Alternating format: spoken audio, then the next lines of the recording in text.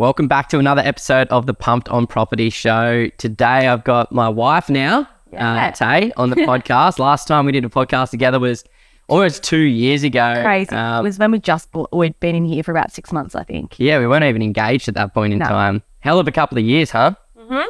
Yeah, how have you felt? You've gone through a lot of changes over the last few years, a few different jobs, things like that. Yeah, no, it's good. I like change. I think it's fun. It's exciting. Challenges. It's all, good. And we feel really settled in our house now. I love the Sunshine Coast. I've been up here 3.5 years now, so I just love it. It's home now. Yeah, it's been pretty cool because, Tay hasn't necessarily had like that career that she's committed her whole entire life to. She's just had discipline and she's just had a desire to work hard and save hard as well. And now you're like multi-skilled kind of person. You've worked in event management now. You've worked in as a flight attendant. You've worked in as a buyer's agent in property acquisition. You've also done some disability support work and now social media marketing. But I think the coolest thing that you're doing at the moment is obviously your 15-minute chef, your social media cooking page. Yeah, I love it as a little side hustle. I've always liked cooking. You know me, I've always been meal prep, especially when I was flying. I go away for 4 days and meal prep for like breakfast, lunch, dinner, snacks, 4 days. And now I've just got like a little Instagram teaching people how easy it is to actually cook. Yeah, I love it. It's so good. And I'm reaping the benefits of that, everybody. New meals every week. Yeah, constantly eating amazing meals. But today we're going to talk about something that's probably a little bit out of school for both of us because we're not there yet. No. But we're going to give a few tips on our journey to financial freedom because, right now recording this podcast, I'm 30 years of age, Tay's 28 years of age. We're fortunate enough to hold 4 properties right now. We've got our principal place of residence that we're recording this podcast at, but we've also got 3 investment properties down in Brisbane, 2 on the north side, 1 down on the south side. A lot of blood, sweat and tears have gone into building that property portfolio over the last 10, 15 years for the both of us. Yeah. We just recorded a video that's going to be up on our YouTube channel really soon about how to save a deposit because, without Tay's input, we wouldn't be where we're at today.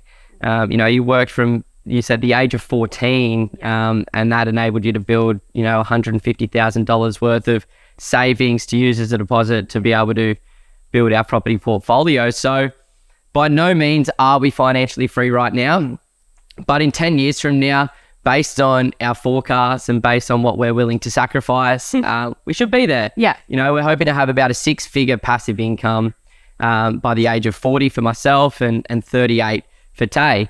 So I guess to kick things off, like we are kind of the epitome of yin and yang. I'm very yang, I'm very assertive, I'm very ambitious, I'm, very much so about setting and achieving goals and can be a little bit pointy around the edges sometimes where Tay is much more yin. She's much more calm, content, happy. She's got really good perspective. And I really feel as though that's a huge part about our journey to financial freedom. The fact that we have, very different values and very different intentions when it comes to money. So yeah, even though like I am super goal driven, like saving all the money and getting us to where we are, like work wise, and I have been really goal driven, I'm also very like, let's stop and smell the roses. Like I'm not, okay, we've got here, what's 5 years, what's 2 years, like that's Simon. That's Simon for us. But yeah, I'm also very, let's just take a step back and appreciate where we're at and what we've done so far. Absolutely. So what are your goals in life? Like, what do you want to achieve over the next 10 years? And what is the most important part of our 30s? Yeah. To be honest, we've both hustled hard for the last 10, 15 years. I'm very content in terms of property. I want to renovate here. We want to turn our home from 4-bed, 1 bathroom into 3-bed, 2 bathrooms so we can have a nice bedroom in that. Family, I think, is my biggest goal for the next little bit. We're ready to raise a little child, hopefully in sometime in the next few years. Just appreciate life and take it all in. And I'm not too stressed about career and stuff over the next little bit, just ride the waves of life. I do want to grow my Instagram and work from home and have choices eventually. But yeah, nothing too crazy for the next few years. But I know your plans and I'm here to support you. Yeah, no, that's cool. And like, I think for us, we've got to a point where we are at financial peace. Yeah. Now, this is a term that our friend and colleague Hayden came up with, and you realize financial peace once you have what you need to achieve financial freedom. Yeah. So whilst we aren't financially free by any means at this point in time, we've got over $1 million worth of debt that we need to pay off. But knowing that in time, like at the very minimum, in 30 years on a principal and interest loan, we're going to own those properties completely outright and we'll be completely financially free. So 30 years is 60, really. Exactly.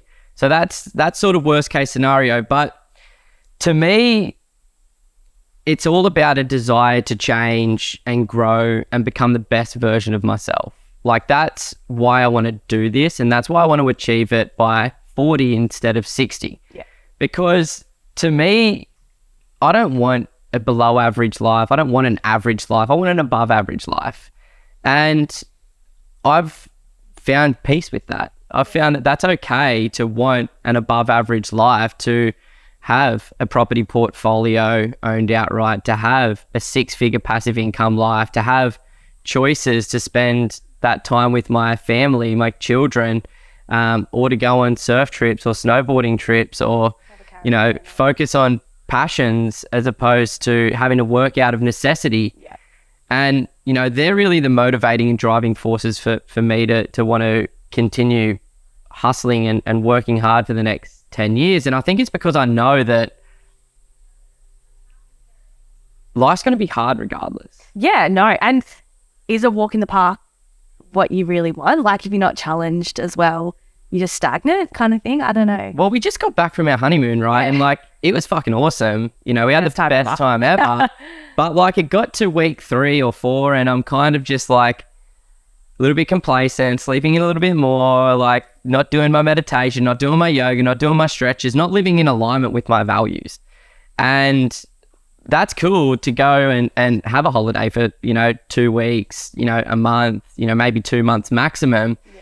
But like the structure, the routine of work and being at home. Yeah, but it's not till you're taken out of that situation. Like, if we went on a 3-week holiday, you would have come back and like not taken that for granted. But because we went that little bit longer, and that's when you had that realization of, oh, I actually really miss my yoga, my routine, my structure.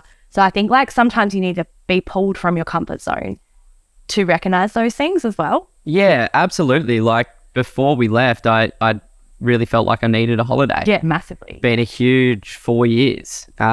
And we did it and we had that holiday, and then I come back feeling refreshed and recharged and reset and excited about the future. So you're right, like that perspective, right? Like sometimes you need to separate yourself to realize that. But it was a really good realization that I value routine. I value, you know, getting up at the same time every single day, going to bed at the same time every single day, hanging around home like a dog. Yeah, a dog who's you know, we had to shut up with a pig's ear inside right now, otherwise she'd be all over us. But yeah, sometimes you're always doing the same thing and you're not being challenged or pushed or trying new things. You just get stagnant and you forget, you take for granted what you got. 100%. And I think if you want to become financially free and challenge yourself, like you're really going to have to confront your fears. You're going to have to overcome your fears and insecurities. Yeah. Let's think back to 2019. Yeah. When, you know, you just sort of moved up to the Sunshine Coast. You know, we were building our relationship. You had been working extremely hard for about 10 years up until that point in time. And you had a really big deposit. And I remember talking to you about property investing and educating you about property investing and sharing some of the books like Rich Dad, Poor Dad and things like that.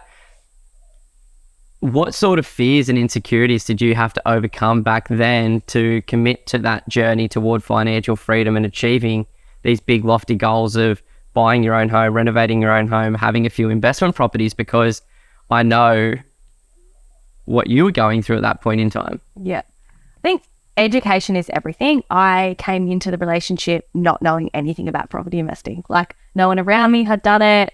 I grew up in a family, and my friends around me, you had a job, you bought a house, you paid off your mortgage.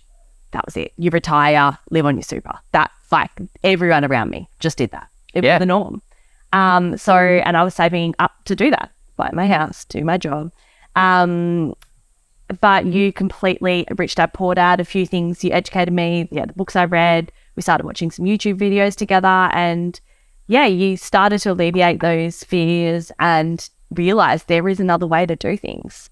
There is a way to work smarter, not harder. Yeah, and what about spending that money? Oh, petrifying, absolutely. And my parents and people around me were like, are you actually committing to doing this? But I just explained what I'd learned.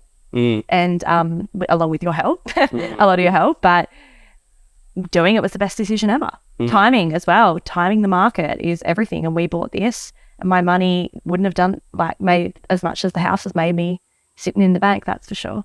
Yeah, no, and it's challenging when, you didn't have that support from your family. Like, basically every single one of Tay's family was telling her that she should not be buying a home on the Sunshine Coast. Out of love and care. Well, from their worldview, right? Like they were just trying to protect you, and they didn't know what you knew at that point in time, that it was the right time. And then we actually bought this property in May of 2020, and at the time the media was talking about a 30% drop in property prices. There was a lot of negative news out there that people were attaching to, but we developed our belief system. I think that was the big thing, because it's going to be fucking hard. It has been hard, and it's going to be hard as we move forward. Yeah. But because we have that belief system, we really look at property as a very valuable store of value. Yeah. We like the tangible nature of real estate as opposed to stocks or crypto or something like that. And land, like buying the land. Like, the house wasn't nice as well. That's another thing. Like, if you saw the value in the land and renovations and stuff like that. Yeah, the location was more important than what was on top of the house. Yeah, hard for a lot of people to see. It was funny. I made Tay come and inspect the property because I was busy in meetings and I couldn't get through it. I'm like, take a video, have a bit of a walkthrough. I nearly died. I was like, we are not buying this. It's so disgusting. 2 years later, I absolutely love it. I'm like, we are not selling this. So what was it like when you first moved in? First walk through? Like a typical early 90s house, arches, random walls everywhere, gross tiles, old carpet, the roof out here was falling down. It was like, no one had been in the garden, I don't reckon, for 10 years. It was a mess, but now it's beautiful. And rather than going for that beautiful brand new house and land package that we could have gone and bought out in Aura or Harmony or something like that, which, hey, those properties have done quite well, just nowhere near as well as this. So for me, it was more about the location. It was more about finding the property on a big piece of land in a quiet, family-friendly street, close to the beach in an up-and-coming suburb, and, sacrificing the desire to have a move-in ready home, to have a beautiful home where we could take photos and post it on Instagram and go, hey, look what we've just done.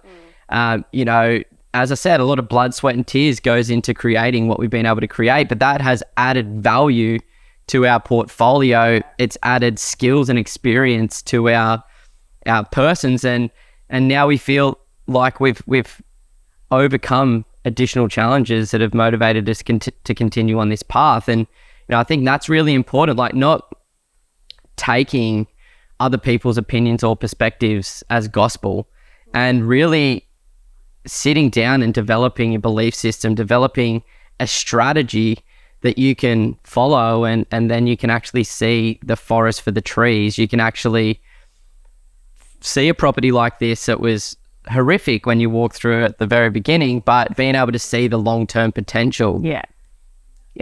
Values in the land, the size and stuff. Yeah, so I guess one of the questions that I wanted to ask you, Tay, is like, I didn't get that. That's all right, Siri. Siri jumping in on the podcast. Welcome to the party.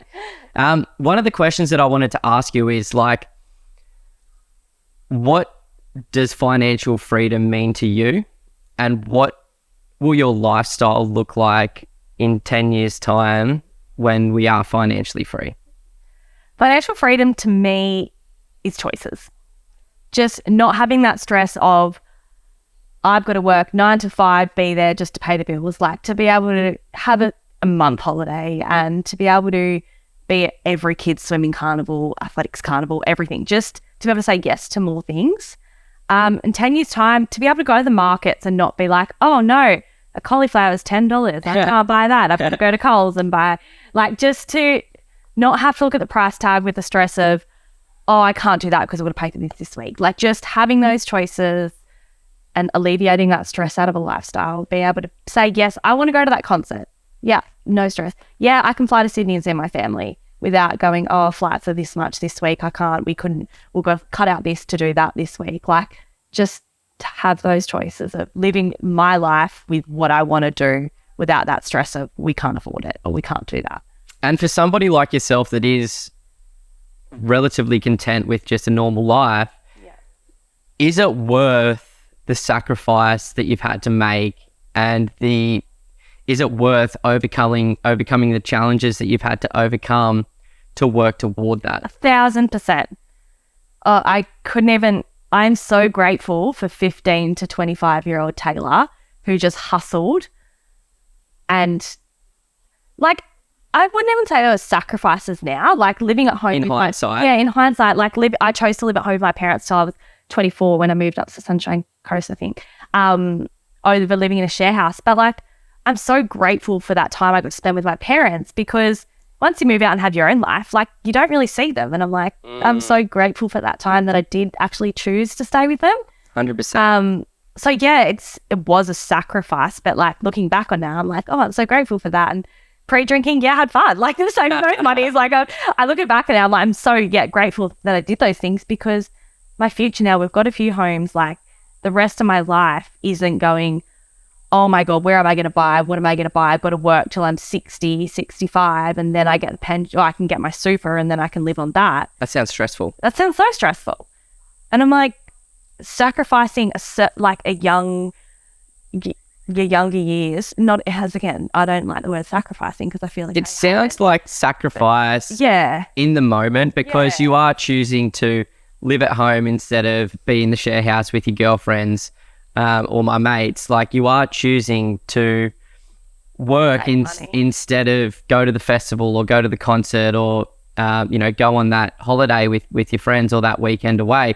So at the time it feels like sacrifice, but in hindsight, it was what's got us to where we are today, which we're extremely grateful for. So it doesn't feel like a sacrifice anymore. But one thing that you mentioned in the video that we recorded is this culture of I guess keeping up with the Joneses, or like, he or she has that, so I must as well. And it's like comparing yourselves to other people. And, I feel as though this is where a lot of people get caught up and held back from becoming the person that they truly want, because they spend more time focusing on what other people have rather than being grateful for what they actually have themselves. Yeah. I read in a book actually this morning, it was You Take Care by Steph Claire Smith and Laura Henshaw. Yeah. And it was something along the lines of like, if your friends care what brand you have or what you have as like a materialistic thing, and if you're not up with them, they won't be friends with you. Are they really your friends? It's just like, even your body as well. Like, people shouldn't look at you and be like, oh, they're too big, I'm not going to be friends, or they're not pretty enough. It's just like, you are you. And like, if you're just trying to keep up with someone with a materialistic thing, or try and fit in with somebody, and you've got to spend more money just to try and be with that, are they really the people that you want to surround yourself? I think I've realized that as I've got older, it's just like surround yourself with people that are going to bring you up. Absolutely. Or you. Absolutely. And not be like, oh, if you can't come to this $350 long lunch, like, I can't be your friend, or you're out of the group, or stuff like that. It's just like, be surrounded by people who are going to be like, epic, you're saving for a house, no worries, go to work, or just bring you up. Absolutely. That reminds me of a story. Like, I'm organising a golf weekend away with the boys, and, I texted one of my mates, hey, do you want to come? And he's like, look, man, I'd love to come, but right now I am working on the weekends to save a little bit of extra money because I want to buy my second investment property this year, because he listens and he realized that it's a really good buying year. And, sometimes we have to make those decisions. And I said, mate, that is the best decision ever.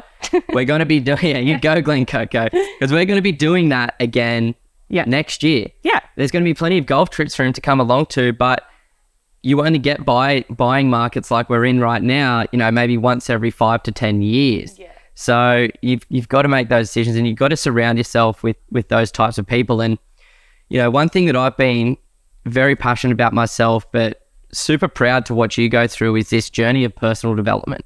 Yeah.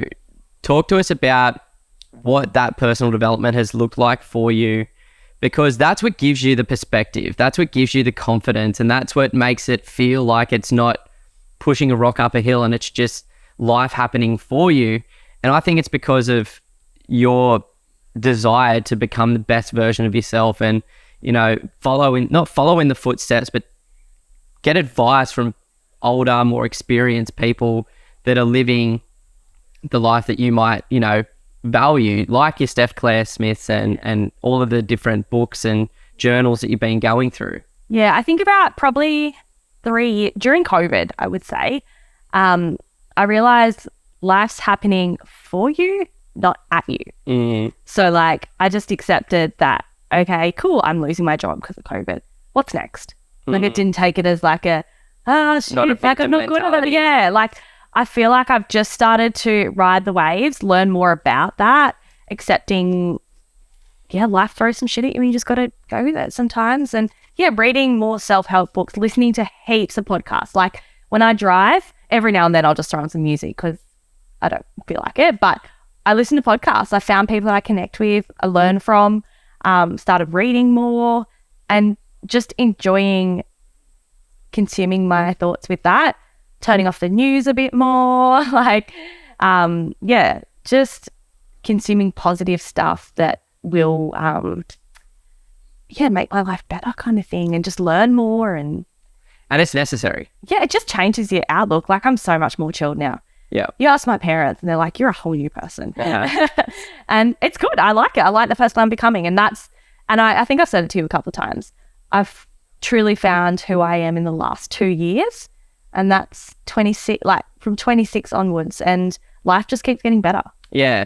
And it's exciting. There's still, good days, bad days. Oh, of course. It's not all roses and sunshine. This week was a challenging week, and, I love that, you sent me that text and you just said, sit down and write a paragraph or a page as if you are 30-year-old Simon writing a letter to 15-year-old Simon.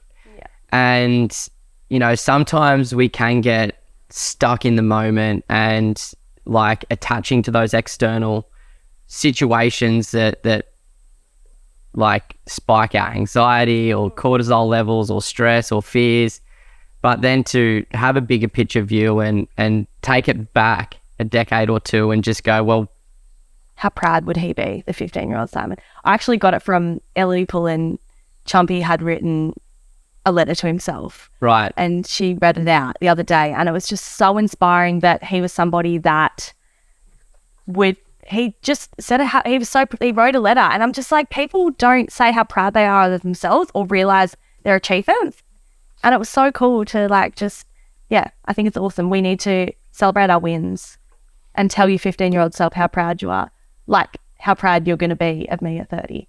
Yeah. And the reason that I want to bring all of this up is just, these are the things that have enabled us to become who we are. These are the things that have enabled us to get into this financial situation at this early age of life. And, in terms of the tips to become financially free, these are all things that you need to do. Yeah. You need to work on yourself. You need to challenge yourself. Yeah. You need to overcome your fears. You need to confront your fears. And you need to go out there and take action. But you can't go out there and take confident action until you have spent years working on yourself and understanding, what makes you happy, what makes you angry, what you're willing to sacrifice to get there.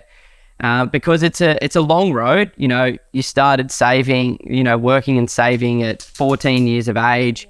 I started working at 13 years of age myself, but it took me all the way through until my early 20s to really figure it out. And, I moved up to Queensland as a university student at the age of 24 with with debt to my name.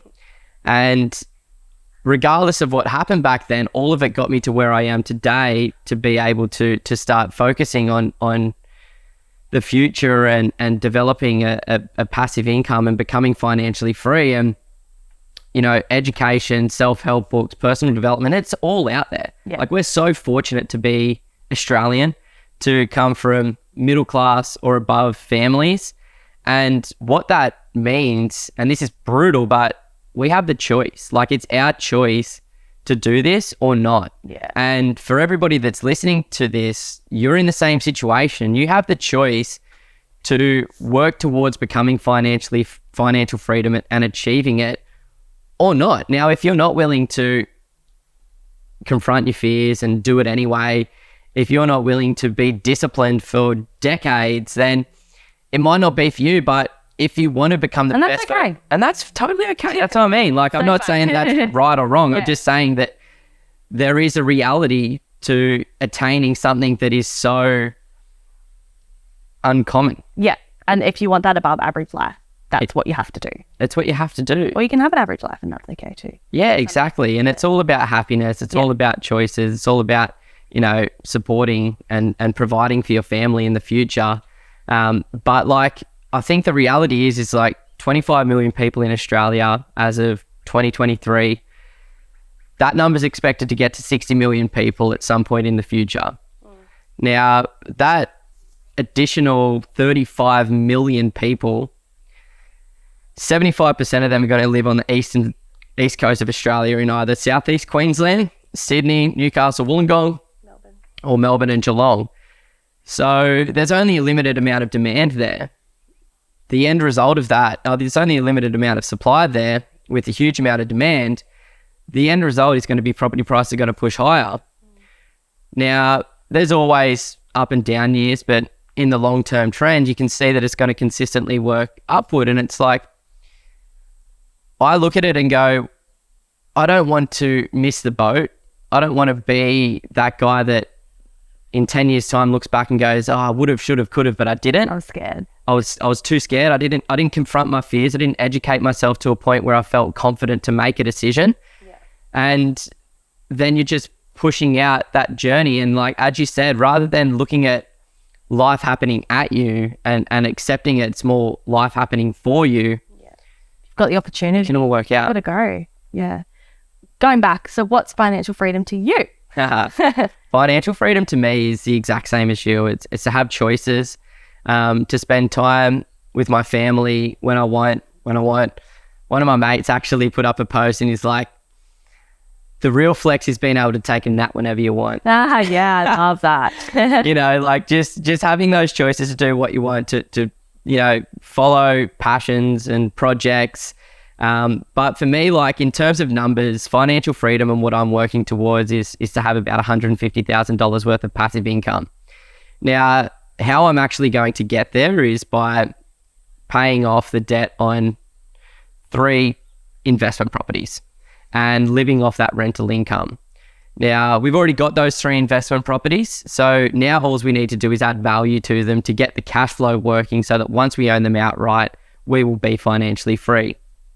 So I focused on the fundamentals of property investing. I bought the right market at the right time. I bought houses in good quality suburbs on nice big pieces of land in quiet, family-friendly streets, close to good schools and high quality infrastructure like shops, train stations, hospitals, universities, lifestyle areas as well.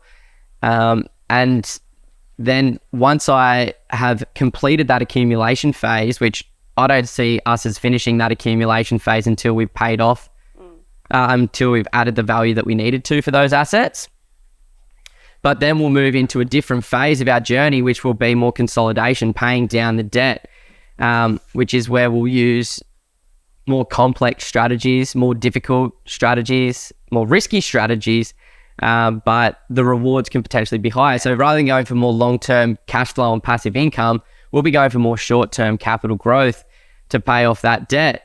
But for me, it's more about just challenging myself, because there's this quote from Jim Rohn that I absolutely love, and this is more me, which is, don't become a millionaire to become a millionaire. Become a millionaire for the person that you have to become to be a millionaire. Love it. And my motto in life is this Japanese saying called Kaizen. And Kaizen is this idea of continuous improvement in all areas of life forever. And that's where I really want to focus on getting better. So I now have this knowledge in my mind where I would be doing you and our future family a disservice by not using that knowledge, not helping people to be able to understand these strategies that you can implement to becoming financially free.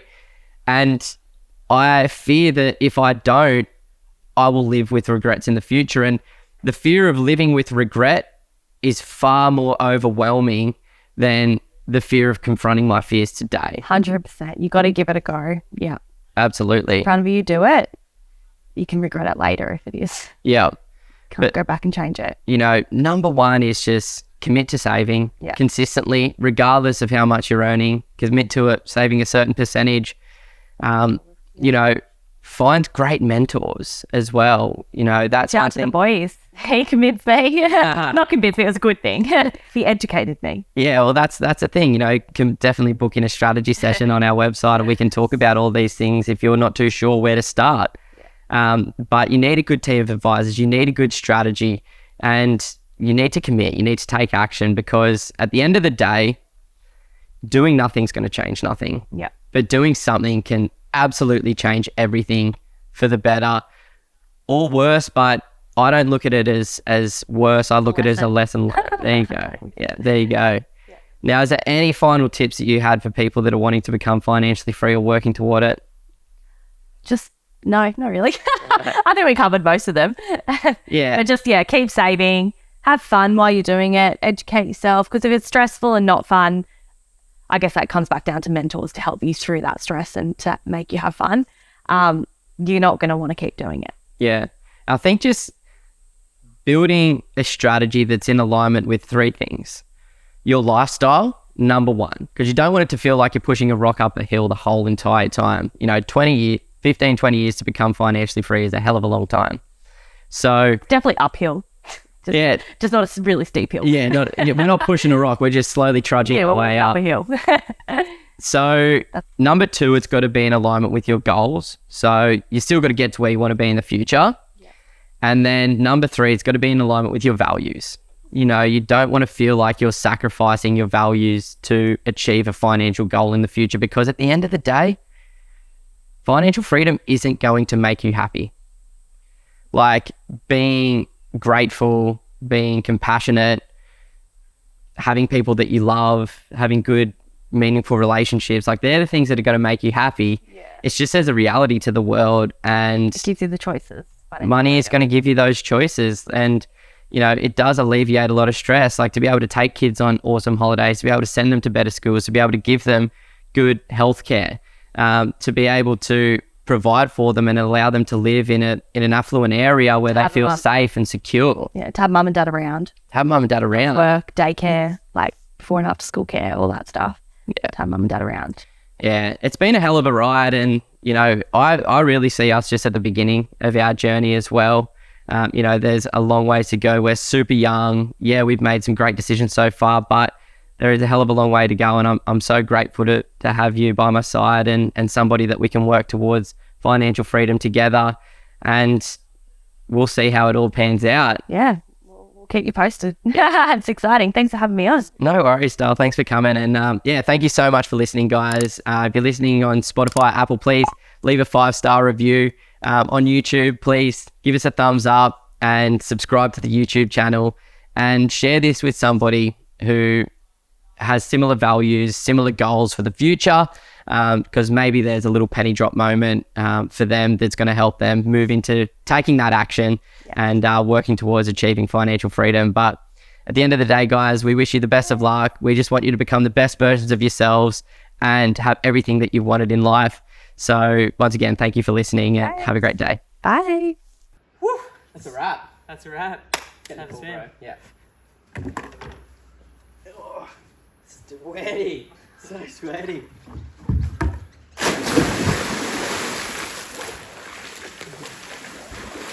Oh, that's good. Look at that. So nice, eh? Oh.